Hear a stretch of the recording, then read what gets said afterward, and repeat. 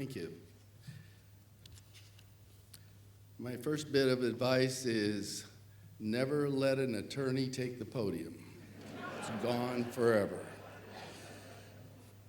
I lost one of my oldest and best friends today. His name is Bob Siddons. I'm going to honor him just briefly now. It's apropos that he died today as he was most responsible for my being here today.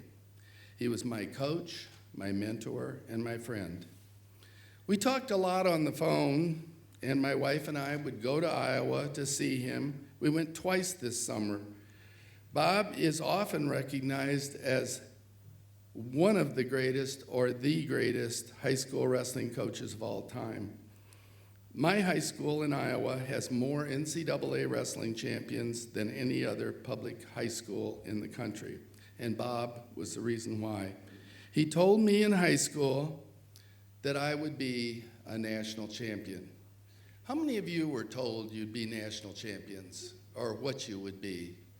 It's just an amazing epiphany at that moment, and it was an obsession for the next 4 years that I win a national championship. He loved me, and even in the 60s, he wasn't afraid to say so. I loved him, and I hope you can understand my loss. Everyone who knew him will miss him, but he won't miss us. He's in a better place today. Bob would want me to be happy today because he would be so happy for me to be inducted. If there's a lesson for you and me here, it is that if you appreciated your high school or college coach, have you told them that? I think you'll regret it one day if you don't. Now I want to talk about miracles. How many of you believe in miracles?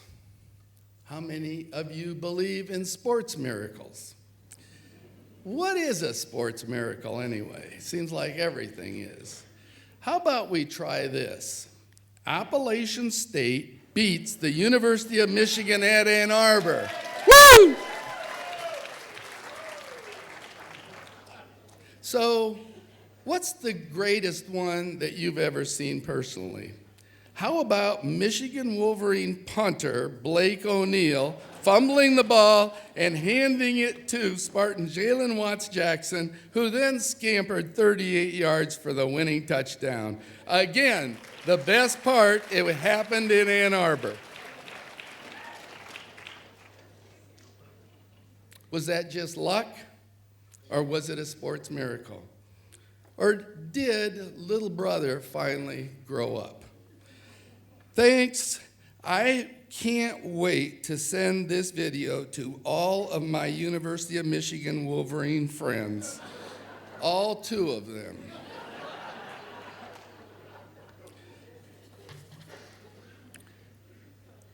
For those of you who don't follow pro football, the Philadelphia Eagles won the Super Bowl last year. The coach, Doug Peterson, who is a Christian, was asked how they won the Super Bowl after losing their number 1 quarterback at the end of the season, even before the playoffs. He said the team took on this mantra: one man can make a difference, a team can make a miracle. I personally think a miracle is something that can't possibly happen, but does. So think about this as a miracle. A team finishes dead last in the Big Ten Conference. 3 years later, they win the national championship.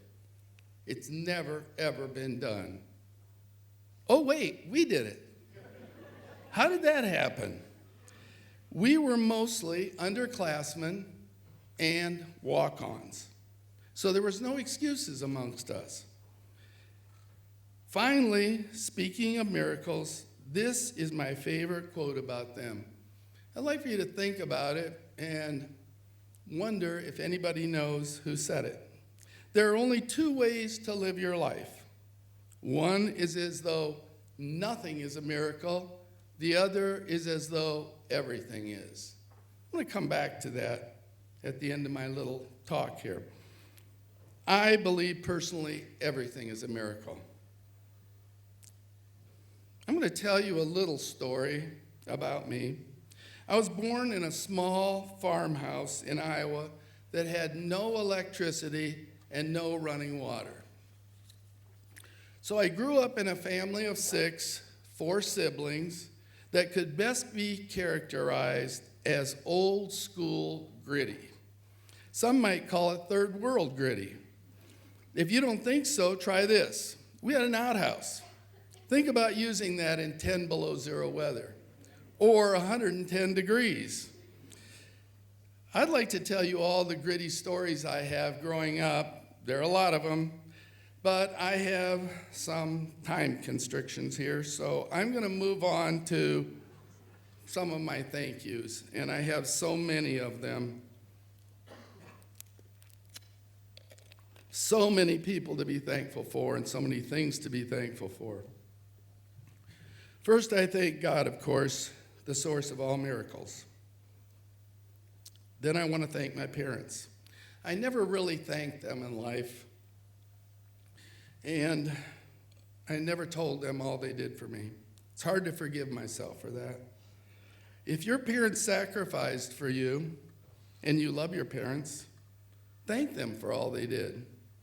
That's probably the most important advice that I can give, besides never letting an attorney take the podium. But you will regret it one day if you don't do that. I sincerely regret not telling them and not telling them enough how much they did for me. I thank you, Sandy, my wife, for sticking with me and by me through thick and thin during our marriage. Thank you, my old teammates who are here. I hope I don't miss anybody. I'm going to go through them real quick. Gary, Don, Dale, Dave, Tom, who was our Rudy, and Brad, who made an average team a great team. And let me send a shout out to another wrestler on our team, Jack Sindel, who is struggling right now, and we're praying for you, buddy. Thanks to Barbara Ball, who supported me during my time at Michigan State. I stayed with her. I was a walk-on when I came. She thought of me as big brother and cheered me on as one, and thanks to her mom and dad, who treated me like family. I thank some of my oldest lifelong friends, my great friends from Waterloo, Iowa days, Mike and Bev Chapman, who traveled here from Iowa for this celebration. Mike is thought by many, including me, to be the most important person in the history of wrestling and documenting and writing about it. I thank my old coach, wrestling coach, Grady Penninger, and his daughter for being here. Grady had and has a lot of wonderful qualities. The best one, I think, is what a great family man he is. One way to know how great a man is to look at his kids and see how they relate to him. Grady's kids very sincerely love their father and mother. I can give no higher praise. But I have another plaudit for Grady. Has anyone ever coached 2 kids in high school who became Olympic champions? I guess it's possible, but most unlikely. Grady Penninger, my old college coach, had 2 high school wrestlers who later became Olympic champions. One ended up as our assistant, Doug Blubaugh. So not only was Grady a great family man, he also was a great high school and college coach. Would everyone here join me? Grady's here, I'm sure. Would you join me in giving Grady a much-deserved round of applause?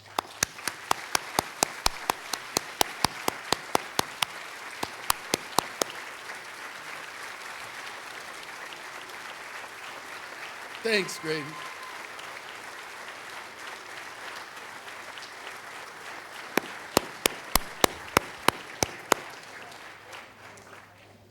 We love you, Grady. Grady is also famous for his many quotes. They're called Gradyisms. His last and my favorite is this. He said, that when he dies, he insists that this will be on his tombstone. I'd rather be here than in Ann Arbor. That is a classic.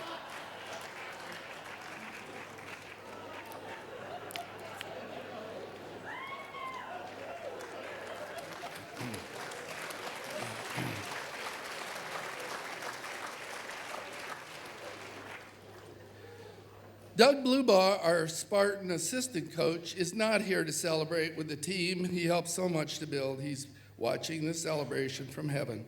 I loved him. I miss him.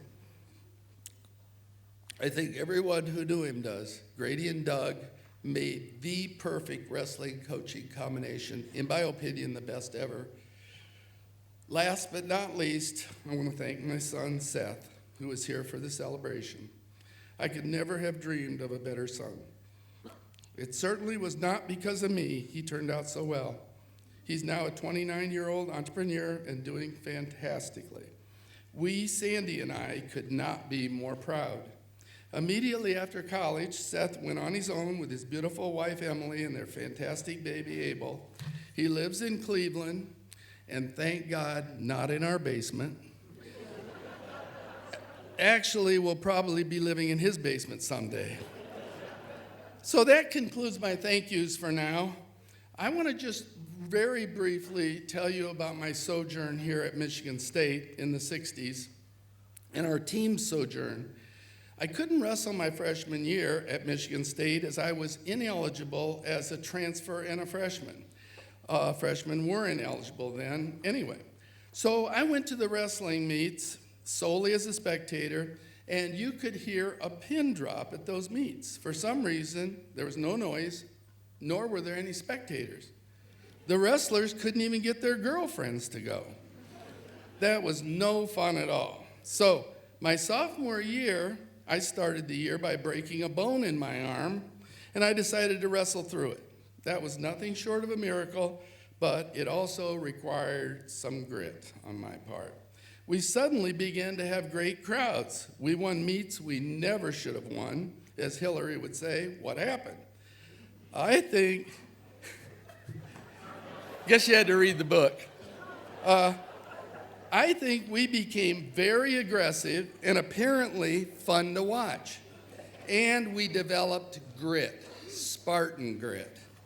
So my sophomore year, we won the Big Ten championship. Now remember, this is only 2 years after we finished last in the Big Ten. We won the Big Ten championship.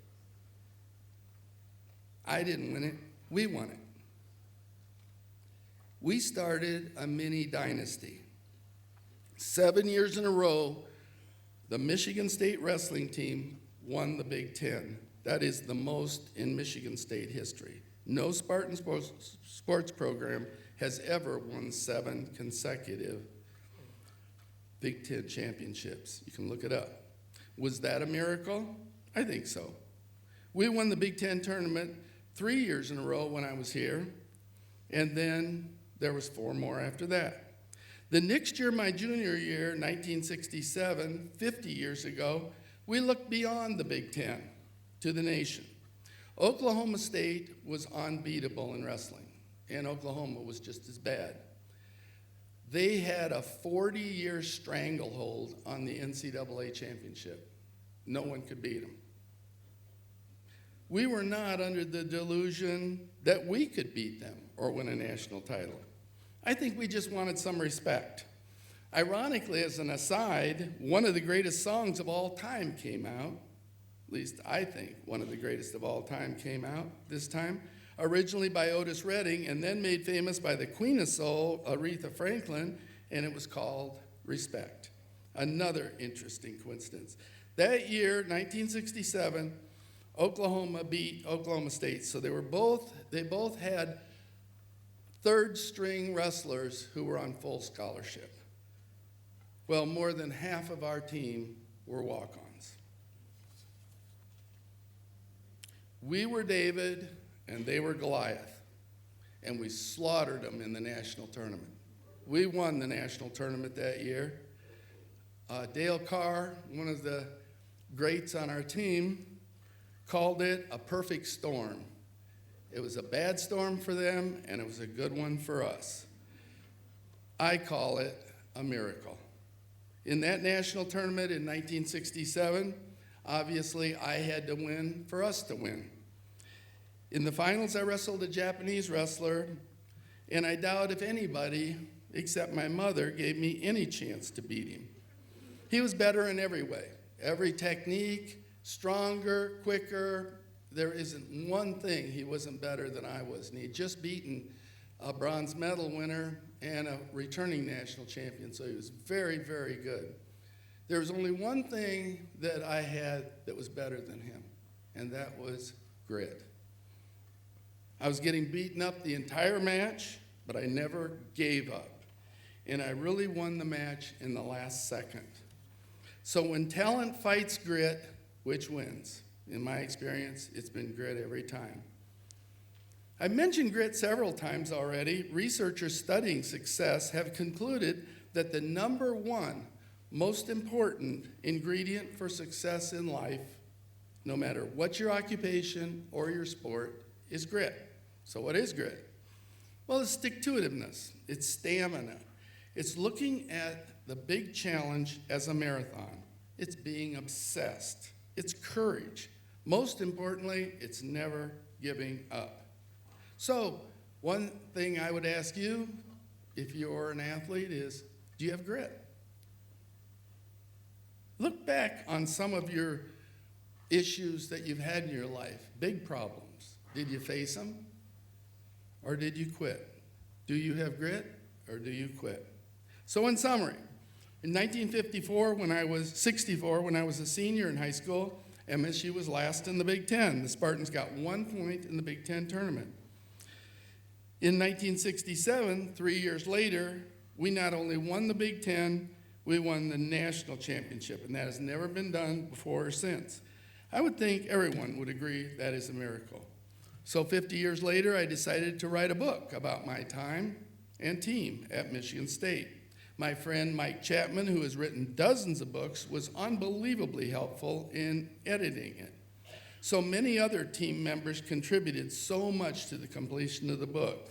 And if anybody wants the book, I'll be happy to give them a copy after the ceremony.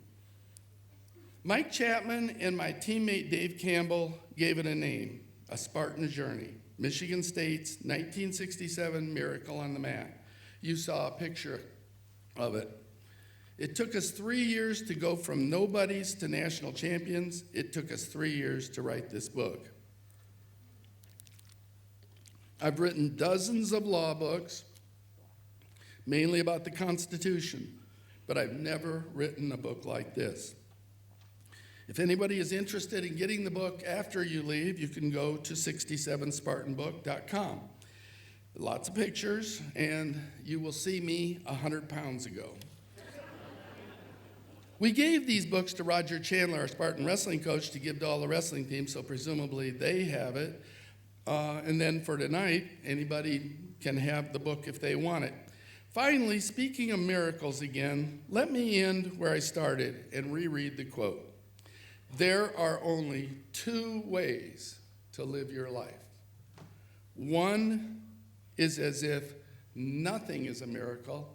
The other is as though everything is. Who said that? Does anybody know? Einstein. Einstein said that. In my opinion, if you don't believe in miracles, you're never going to see one, as every miracle then becomes a coincidence. More importantly, you're never going to experience one. Don't let unbelievers steal your miracles. I experience miracles every day. Go green, and God bless. Thank you.